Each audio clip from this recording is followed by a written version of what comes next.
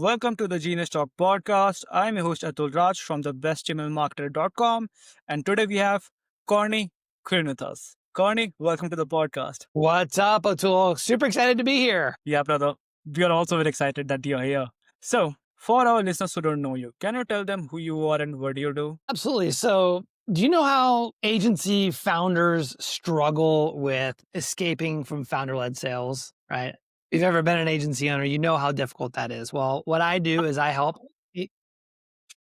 I help agency founders to build a sales system so that the sales is no longer dependent on them. Okay. So, how do you do that? I guess with your deep specialization framework? Well, let me tell you a little bit about my background and give you some context. So I've been in the agency space about 20 years. And for about 10 of those years, the first 10 years, I worked at an agency where we were basically 100% dependent on the founder to drive new sales. He had an amazing network. He was really well connected. And, we tried different things. Like we tried doing lead magnets. We tried doing PPC. We tried doing outbound cold calling, and literally nothing worked, right? So we always defaulted back to the founder. And it wasn't until I joined a company called Scorpion, which is a large digital marketing agency, joined in 2015. And we were able to build a sales system that ultimately led us to escaping founder-led sales. And we scaled the business from 20 million to 200 million, and also raised $100 million from private equity. So I was their chief marketing officer during that time. And it was an amazing period of growth for me. I learned a lot. And I've since left the agency. And I wrote a book called Anyone, Not Everyone, which is my 5-step. It's a best-selling book. It's my 5-step process for escaping founder-led sale. Huh. Is that the company, the agency that you helped scale from 20 million to 150 million in 7 years? Yeah, that's it. So how do you make that happen? I'm curious. Well, the first thing we had to do was we had to figure out how to do outbound. And what outbound means, just for your listeners, are inbound is when people are contacting you. Either they're clicking on your ads, filling out forms, or they're hearing about you from SEO or from your network. Outbound is actually picking up the phone and calling on businesses to ask them, hey, do you want a website? Do you want PPC marketing? And when I joined in 2015, it was a 6-person sales team. They were only doing inbounds. The phone would ring and it would be a hot prospect. They would 20 or 30 minutes later, they'd hang up the phone, they'd stand up and they'd go walk over to this big metallic gong and they would ring the gong because they just did a one-call close, right? It was an amazing sales environment, but we weren't growing fast enough. So we had to integrate cold outbound. And we tried a lot of different things. We bought lists from back then, like Dun & Bradstreet. We started cold calling. At the time, we were mostly focused on attorneys, law firms. And it wasn't until we made one change. So it was really hard, it was difficult to get the outbound going. But we did one thing that changed everything, which is we started sending gifts ahead of a cold call. Okay? And we would send cookies, we would send video brochures, we sent a lot of different things. And what we found over time is that by doing the gifting, that it completely transformed the energy of a cold call. Typically a cold call, they don't want to answer the phone, they're resistant, but when you send them a gift ahead of time, turns out that it can warm them up pretty nicely. Yeah, you just remind me of something like a couple of years ago when we were acquiring clients, we are just sending a direct mail with doing research. Like if they have a dog, then we give them some gift for dogs. If they have children, we send them chocolates. So so the response rate was very high. I have a great story that's along those lines. I love telling this story, if it's okay. Yeah. There's one salesperson on the team. His name's Justin, and his target was large franchise businesses. This is after we had expanded beyond attorneys. And so we're targeting these big franchise brands here in the United States. Justin had this one franchise, big franchise, really well respected, known in the space.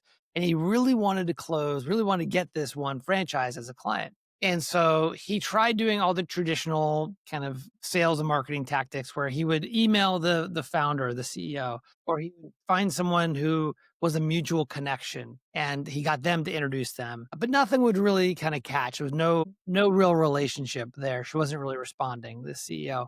And so what he decided to do was to research, like you said, research the CEO. And what he found was an article. And in the article, the CEO was asked, what is your all-time favorite quote? And she said, my all-time favorite quote was something my dad told me. And it's something that has had a big impact on my personal life, my professional life. And what he said was, be authentic and tell great stories. So Justin, sales guy on our team, read that, went straight to Etsy, found an amazing artist, and had that quote, be authentic, tell great stories, embroidered on a beautiful pillow, FedEx that to the CEO.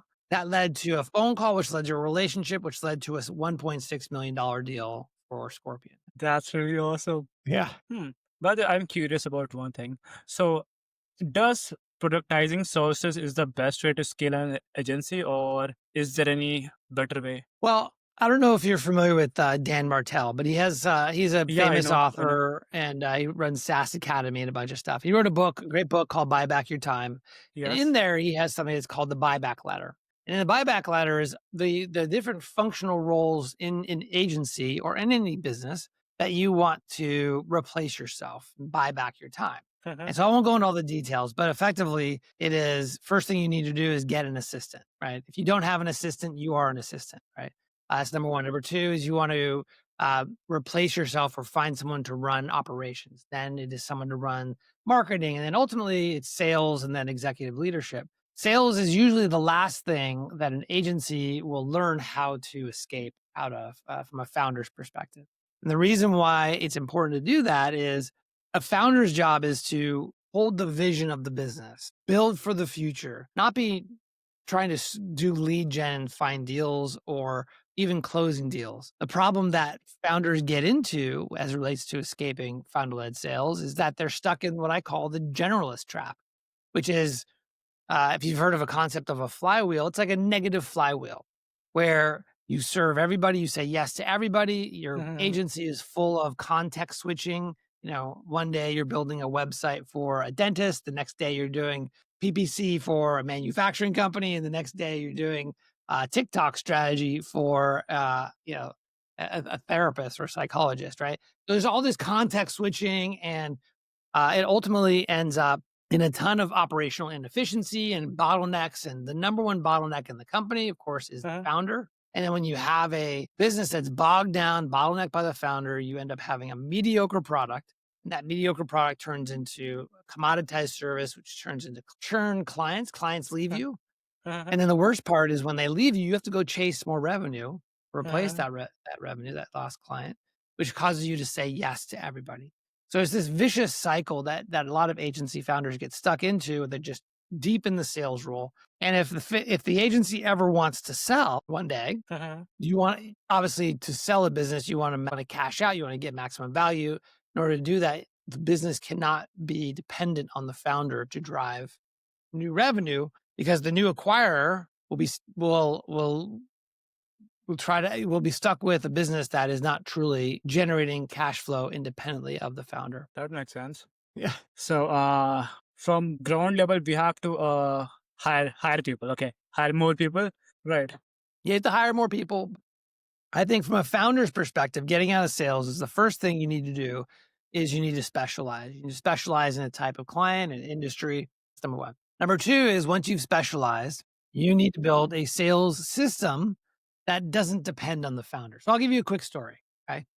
There's this guy, his name is Alex. And Alex is the founder of an agency that does painting. They help painting contractors. And he came to me because he was stuck in founder-led sales. He had tried hiring SDRs and hiring other people to help him with sales, but ultimately it always fell back to him because no one was as good as Alex at doing the sales. And it turned out that he was a brilliant guy. He knew a lot about marketing. He knew a lot about PPC and SEO, and he knew about the painting industry. His deep knowledge was the thing that kept him stuck in sales. That's why he was unable to escape, because he had a sales process that was dependent on having a salesperson who was knowledgeable about all of these things. Whereas what he needed in order to get out of sales was more of a systematic sales process that was not founder dependent. And so we were able to build that for him. And now he is able to run his agency as truly a founder and a visionary and not that salesperson. That totally makes sense.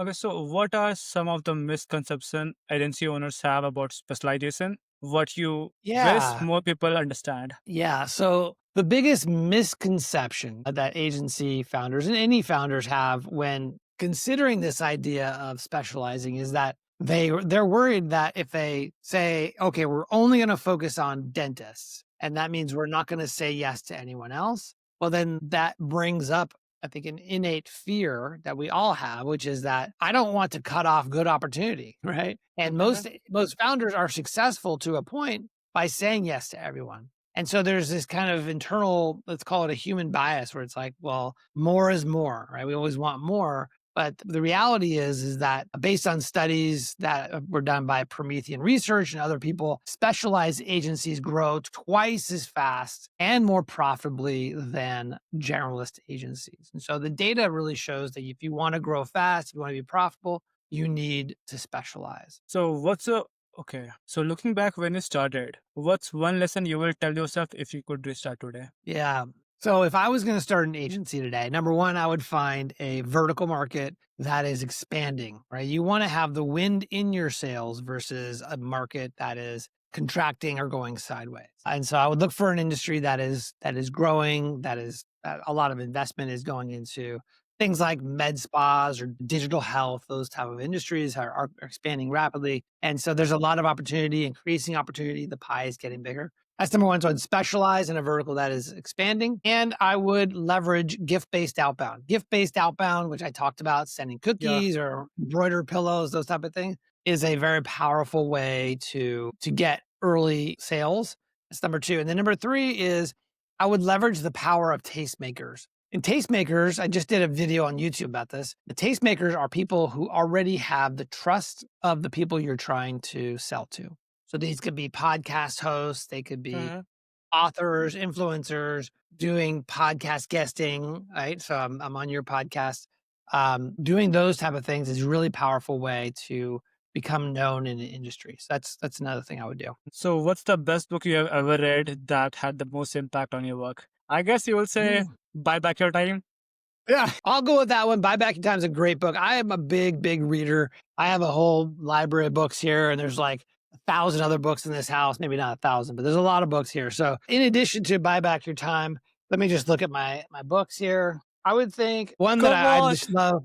What's You're a that? marketer. You're a marketer. You should tell about your book. Well, I will talk about my book. Thank you, Atul. So my book is Anyone, Not Everyone. It is my 5-step process to escape founder-led sales. And I have a special gift for your listeners. I'm happy to give away the audiobook for free if that would be of interest. And all they have to do is go to anyoneNotEveryone.com. That's anyoneNotEveryone.com. And you can sign up to get a free audiobook, which goes through the 5 steps. It's the full audiobook, as well as you get a digital workbook that includes templates and videos and worksheets and all this great stuff. So you could implement the 5 steps in your agency and start to escape that founder-led sales motion. That's awesome. You're so generous. Yeah, thank you. You're welcome. So is there anything else that you would like to share? I don't think so. I mean, yeah, I think that's where I want to leave it. It feels good. Okay, brother. So it was really great chatting with you, Corny, and Likewise. thank you so much for your time. Absolutely. Thank you. Appreciate it. Yep.